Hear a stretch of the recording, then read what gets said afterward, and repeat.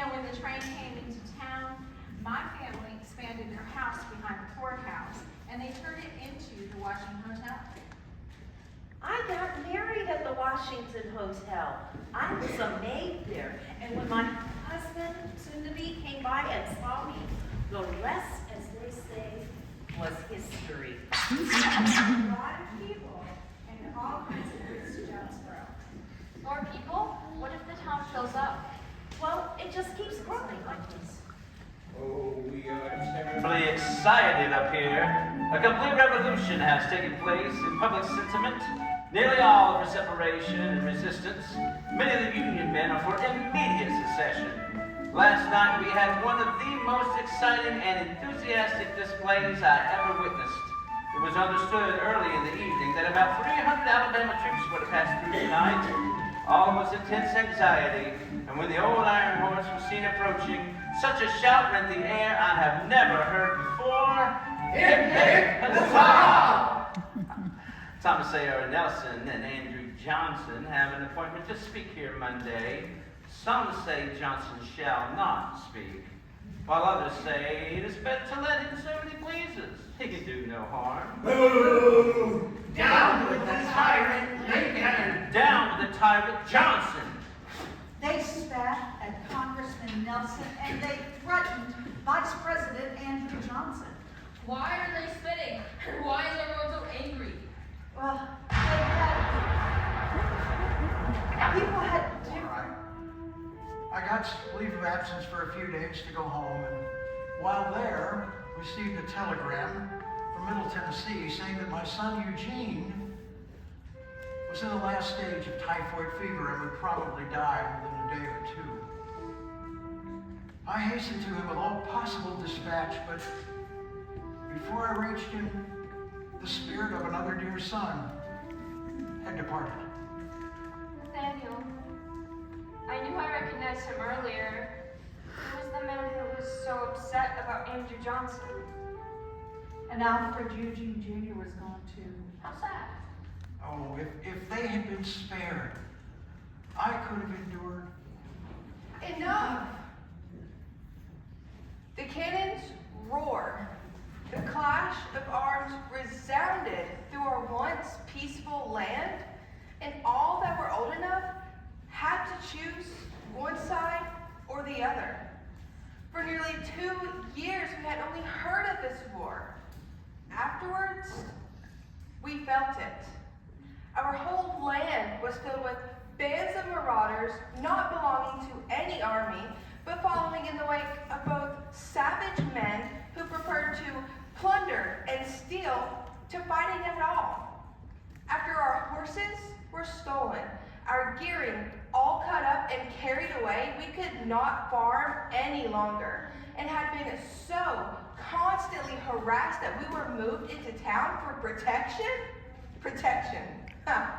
We felt more unsafe during the peace times than whilst the war was going on. About a year after peace, our house was entered about twilight by armed men. I hastened to the door, where I beheld my noble husband confronted by desperadoes, several of whom we knew. One had a revolver pointed at his forehead. Say you were going to leave here on the night train. Yes, and take a damn family which is never to come back here digging.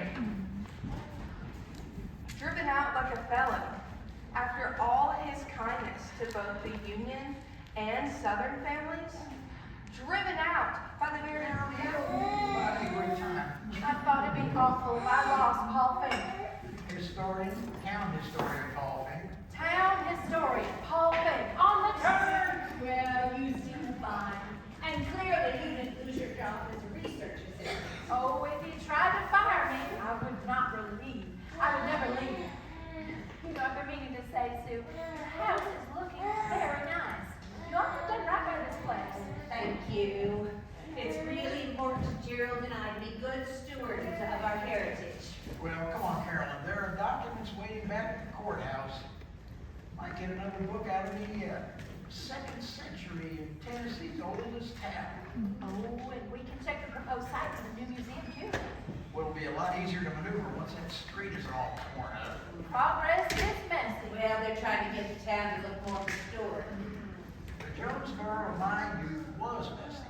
There was mud in the street. Well, how did you get back home?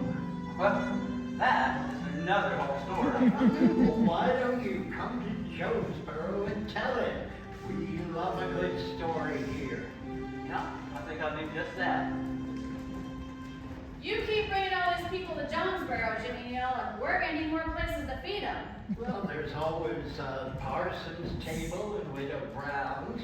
Your restaurants, I know, but they can't feed everyone, especially if this festival of yours keeps growing. Well, what about your sandwich shop? It's a hole in the wall, but Herman and I do our best. You're the boss, Beverly. I always found that funny. Jimmy Neal Smith calling me the boss. I think the term he used was bossy, bossy Beverly. But someone has to be practical about his big ideas.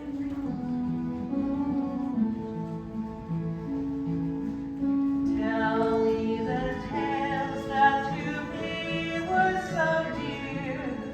Long, long ago, long, long ago. Sing me the songs I delighted to hear. Long, long ago, long ago.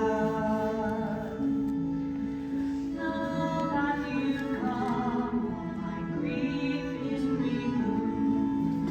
Let me forget how long you have roamed. Let me believe that you've loved as you've loved. Long, long ago, long ago. Do you remember the path that we met? Long, long ago, long, long ago. Oh, yes, you told me you'd never forget. Long, long ago, long ago. Tell me the tales that to me were so dear. Long, long ago, long, long ago. Sing me the songs I delighted to hear. Long, long ago, long ago. What will the next 250 years be like? That is for you, my children. That is for them. Remember the lessons from the past and never lose sight for a better future. You know you will be with us, Mother Oak, even if we can't see you. I am never far. Remember that.